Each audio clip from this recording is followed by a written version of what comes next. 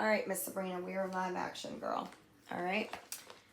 This is based off of the measurements that we took from Julie Poser's house, and you love her, and you also love your Durban poison. So we are going to first click on the 2020 app, which is down here, and you have to have the little key plugged in, which is over here on that little doohickey. It will process and open up.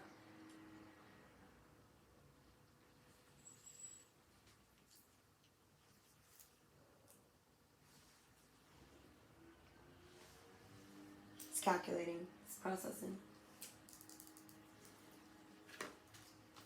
Okay, so when we have the program open, it's automatically going to be offering you a brand new design to begin, right? So this little, yours is showing up as an arrow there, but in reality it's a little plus sign over here. So I'm gonna go to, as soon as you click, you basically can create a wall. And I want to position the design so that the wall that is the longest length is kind of at the top so you can see it the easiest. Because if you put the short one down and the long all the way down the page, you run out of space on the graph paper on the page. Does that make sense? So I find out what that is, and right now I'm gonna add up this wall. So I have 4. Oh, that's the living room. Oops.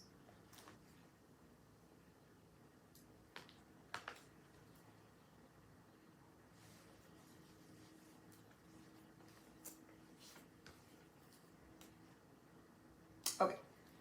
So this is the kitchen, right? Yes. Okay, so I'm gonna do that back wall, which has the window on it, was 13/16 plus 36 inches plus the window 36.5 plus 78.5 plus 36.875 plus 16.875. So the first wall that I'm going to draw, I basically added all of these numbers up, and you get a grand total of inches, which for this one it's 205 and I think 5/8.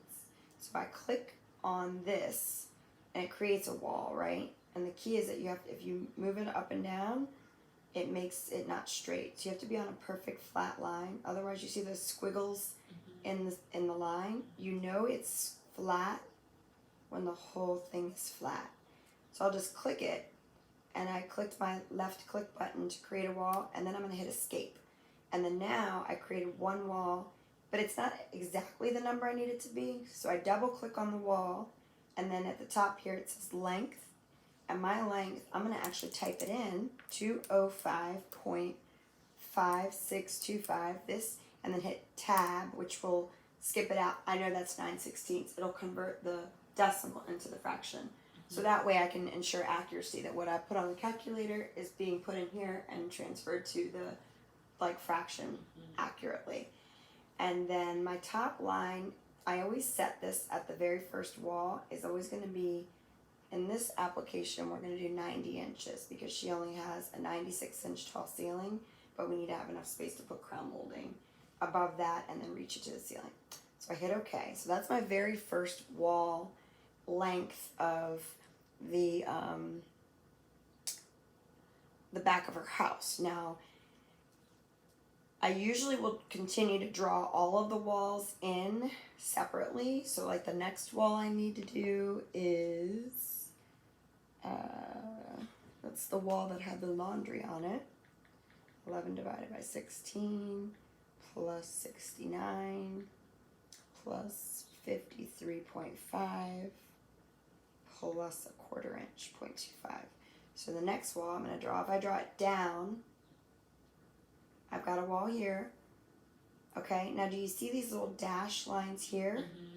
Those represent the inside of the wall where you're going to place the back of the cabinets, right? Now I want to connect this wall to this wall. There's a little feature down here which I usually automatically have set where it says item snap and item collision. this will allow this wall, you have to connect it on the inside corner. See how I grabbed it like that and created that little L square? So if I let it go, boom, it's going to connect the wall and create the corner I want, right? Now technically, before I do that, if I want to undo something, I can always go back here and click undo action, right? So it's nice to be able to do that just like in any other program that we do, like Microsoft Word. So I need to make sure that the number on here is exactly the size it's supposed to be. That was an accident. I didn't mean to do that. Click back. Now it zoomed it in, so all I do is I use my mouse and scroll with the little roller. I'm going in and out with my finger on the roller, right? And sometimes I have to adjust it and move it up to kind of get it in the screen in the position that I feel comfortable where I can see what the heck I'm doing. That's good for me, right? So I accidentally didn't double click it right. Now I did. I'm going to go into here and changing the length of the wall to everything I just added up, which was 123.0875. Hit tab, and then it's 123 1/16. So I like that. My top line, I'm going to change that to 90 so I can keep everything consistent and hit OK. And then now I can connect this wall here like that, right? And then now these two lengths of these two walls are what she has existing in her house right now. I'm going to show you just a window because I'm out of time right now, but I want to be able to show you at least one thing. So over here on the left side, this is the menu of everything you can draw in, right? You've got walls. You can, if you know you're working with an L-shaped kitchen, you can automatically request it to like create an L. And if I click over here, it gives me an L. But if I like, once I click it where I want it to go, I can change like the lengths of the L's, right? And then you can do the same, like I said, and just pick it, go into here. You know, if I want to increase it to 80 inches, you know, I can do that and just use the arrows and go up and down to 80 inches, right? Hit apply, okay. Now I've made that 80, right? I don't really need this, so I'm going to highlight all that and hit, oh wait, actually I just have to delete it. Yep. So if you just click on it and hit delete, it'll go away, okay? So right now I want to do a save of this whole thing and create a folder for my client, right? So I'm already in my 2020 files, which is where I keep everything. It's a brand new job that I'm starting.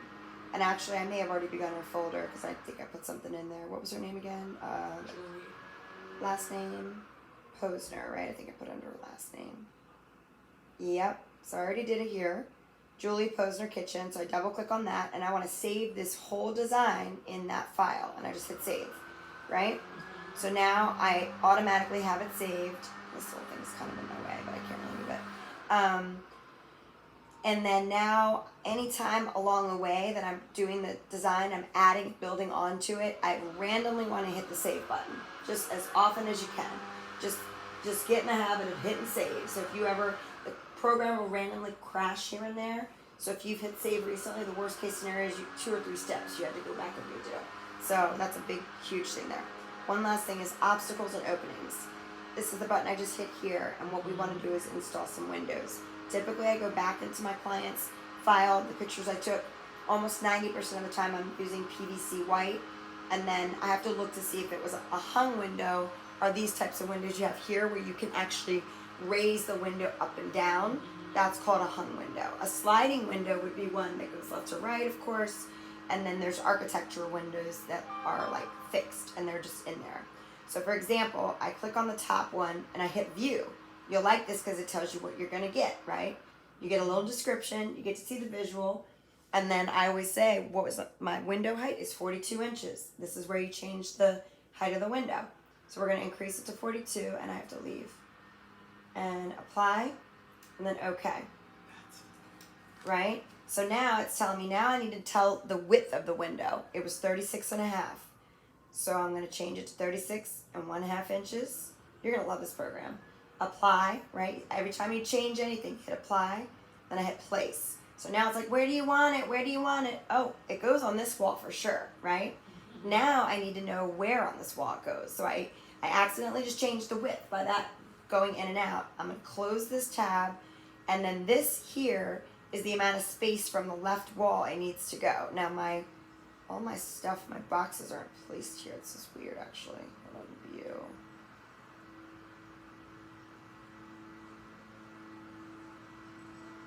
drag and drop. What is happening?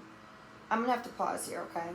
File, save, and then I can just close everything out and I can pick up right where I left off before. Like, it's not a big deal. So just for the immediate, I'm gonna take all these video clips, put them together in one movie in here, so it's gonna be continuous video. And then we'll pick up, you know what I mean? And then we'll pick up where we left off. But at least I can know how to do this, but I didn't want to record it on here also, okay? So I'm gonna end that